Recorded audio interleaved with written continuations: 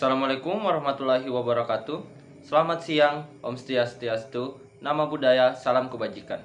Saya Taruna Remaja Ahmad Ghazali dari Instansi Politeknik Penerbangan Indonesia Curug, Kors Pertolongan Kecelakaan Pesawat 15 Bravo. Pada kesempatan kali ini, saya akan menjelaskan tentang bahan pemadam. Simak videonya.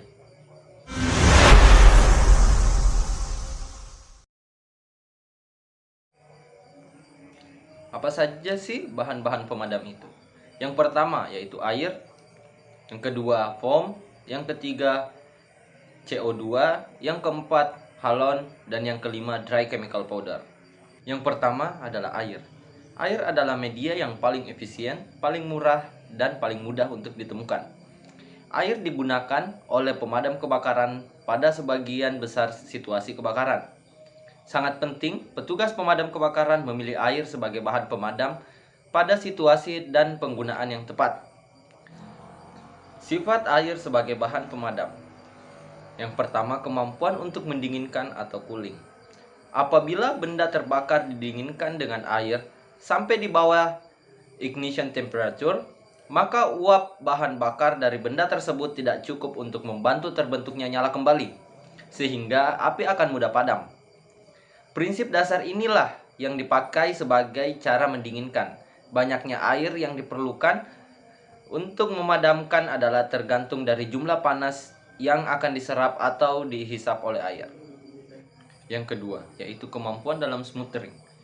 Jika volume uap air yang dihasilkan jumlahnya mencukupi, maka udara panas yang ada permukaan api akan didesak dan digantikan oleh uap air, sehingga oksigen berkurang dan melemahkan pembakaran. Kebakaran pada benda biasanya dipadamkan dengan cara pendinginan dengan air, bukan dengan cara melemahkan dengan uap air yang dihasilkan.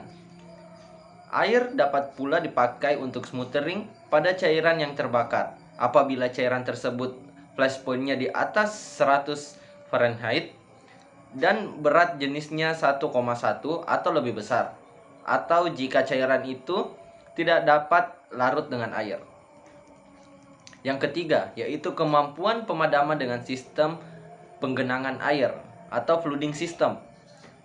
Api dari cairan yang dapat dibakar dilarutkan dengan air dengan cara penggenangan air. Metilin alkohol yang terbakar dipadamkan dengan memancarkan air sebanyaknya yang akan larut dengan alkohol, sehingga api akan padam. Tidak praktis pada bahan yang terbakar dalam tangki, karena bahayanya cairan akan meluap keluar dari tangki. Sifat air sebagai penghantar listrik. Air adalah penghantar listrik yang baik. Oleh karena itu, berbahaya apabila digunakan untuk memadamkan api kelas C. Sifat penghantar listrik ini bergantung pada, yang pertama, besarnya tegangan.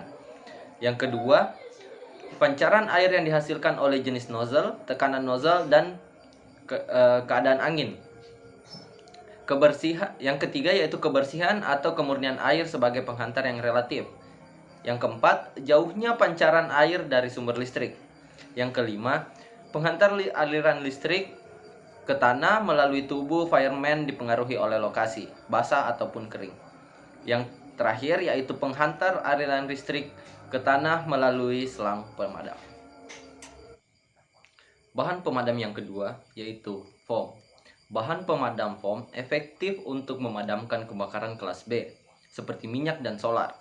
Untuk memadamkan kebakaran benda padat atau kelas A, kurang baik, seperti diketahui bahwa pemadaman kebakaran dengan bahan busa atau foam adalah dengan cara isolasi, yaitu mencegah masuknya udara dalam proses kebakaran, dengan menutupi atau menyelimuti permukaan benda yang terbakar, sehingga api tidak mengalir.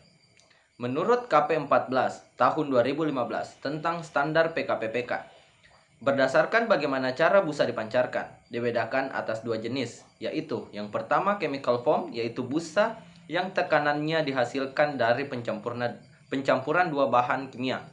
Yang kedua yaitu mechanical foam, yaitu busa yang dihasilkan secara mekanik. Tekanan yang dihasilkan dari pompa atau gas pendorong. Mechanical foam juga disebut air foam karena busa yang terjadi atau diolah secara mekanik antara foam liquid, air, dan udara. Bahan pemadam yang ketiga yaitu halon. Dua jenis halon yang secara umum dan luas yaitu yang pertama halon 1211, yang kedua yaitu halon 1301. Halon merupakan bahan pemadam yang menguap dan tidak meninggalkan bekas terhadap benda atau bahan yang terbakar. Dengan telah diketahui halon merusak lapisan ozon, maka pemakaian halon sudah tidak dapat digunakan lagi sesuai dengan Kesepakatan Internasional Mineral Protokol 1987. Halon replacement atau pengganti halon. Yang pertama halokarbon, yang kedua inert gas. Keuntungan dari bahan pemadam pengganti halon adalah yang pertama tidak membahayakan kesehatan penghuni. Yang kedua tahan lama dalam penyimpanan. Yang ketiga tidak merusak dan tidak meninggalkan bekas. Yang keempat tidak menghantarkan arus listrik. Yang kelima dapat menembus rintangan atau celah sempit. Dan yang keenam cocok untuk kelas api A, B, dan C. Jenis bahan pemadam yang keempat yaitu dry chemical powder. Jenis-jenis dry chemical powder. Yang pertama, potasium bikarbonat dan urea kompleks. Digunakan untuk kebakaran kelas B, kelas C. Lebih efektif dari dry chemical powder jenis lain karena daya sebaran bubuk yang luas dan menciptakan area bebas lebih lebar. Bubuk berwarna abu-abu. Yang kedua yaitu potasium klorida atau Super K, merupakan dry chemical powder yang diciptakan agar penggunaannya bisa cocok dengan protein foam, bersifat cukup korosif, cocok untuk kelas B, C. Bubuknya berwarna putih. Yang ketiga yaitu methyl atau pyrokill adalah jenis dry chemical powder khusus untuk memadamkan pyrophoric liquid fires, jenis bahan bakar yang akan terbakar begitu terkena kontak dengan udara.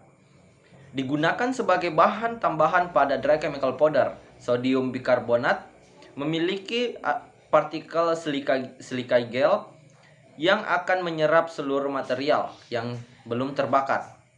Cocok untuk kebakaran kelas B dan kelas C. Bubuk berwarna hijau gelap atau merah. Yang terakhir yaitu bahan pemadam CO2. Bahan pemadam kebakaran CO2 atau karbon dioksida merupakan gas dan dapat digunakan untuk memadamkan segala jenis kebakaran, terutama kelas C. Dengan menghembuskan gas CO2 dapat mengusir dan mengurangi persentase oksigen yang ada di udara sampai 12% hingga 15%. Gas CO2 ini lebih berat daripada udara seperti gas-gas lain, tidak menghantarkan listrik, tidak berbau, dan tidak meninggalkan bekas. Nah, setelah saya menjelaskan jenis-jenis bahan pemadam, selanjutnya kita akan menentukan jenis bahan pemadam apa yang digunakan sesuai dengan kelas kebakarannya. Yang pertama, kebakaran kelas A. Kebakaran kelas A merupakan kelas kebakaran yang dikarenakan oleh bahan-bahan padat non-logam seperti kertas, plastik, kain, kayu, karet, dan lain sebagainya. Jenis bahan pemadam yang cocok untuk memadamkan kebakaran kelas A adalah jenis air, jenis foam, dan jenis dry chemical powder. Yang kedua yaitu kebakaran kelas B. Kebakaran kelas B merupakan kelas kebakaran yang dikarenakan oleh bahan-bahan cair yang mudah terbakar seperti bensin, solar, oli, alkohol, cat, solvent, metanol, dan lain sebagainya. Jenis bahan pemadam yang cocok untuk memadamkan kebakaran kelas B adalah jenis karbon dioksida, jenis foam, dan jenis dry chemical powder.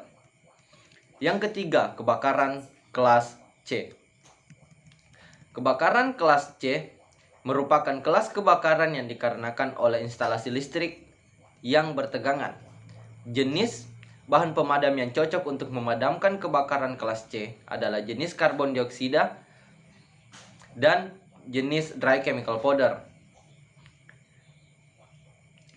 Yang keempat, kebakaran kelas D. Kebakaran kelas D merupakan kebakaran yang dikarenakan oleh bahan-bahan logam yang mudah terbakar seperti sodium, magnesium, aluminium, litium, dan potasium. Kebakaran jenis ini perlu bahan pemadam khusus dalam memadamkannya. Yang terakhir, yaitu kebakaran kelas K. Kebakaran kelas K merupakan kelas kebakaran yang dikarenakan oleh minyak masak ataupun lemak yang biasa dipergunakan dalam dapur masak. Jenis bahan pemadam yang cocok untuk memadamkan kebakaran kelas K adalah jenis foam dan jenis karbon dioksida. Sekian dari saya, jangan lupa subscribe, like, dan komen.